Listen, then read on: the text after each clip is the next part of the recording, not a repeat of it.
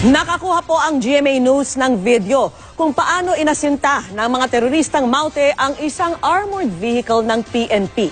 Narito po ang live at exclusive na pagtutok ni June Veneracion. June. Vicky, meron nga kaming ipapakita sa inyo na video. Itong video na ito ay kumakalat na sa ilang residente dito sa Marawi City. Kaya ba?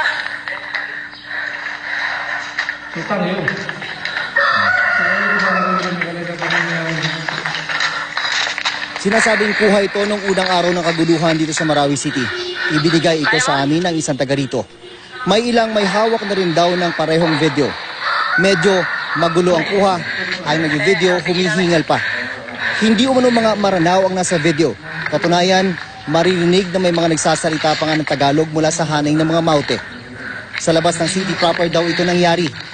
May isang lalaki na pumorma sa may gilid ng kalsada. Dala niya ang isang rocket-propelled grenade o RPG. Inasinta ang target na parang armored personal carrier ang itsura.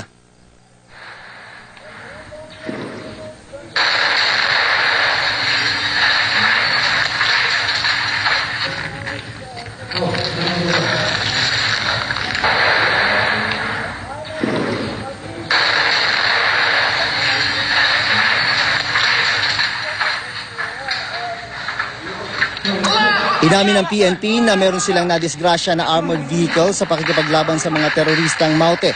Hanggang ngayon hindi pa rin ito nakukuha sa loob ng area ng Bakbakan. At yan ang latest mula rito sa Marawi City. Balik sa iyo, Vicky.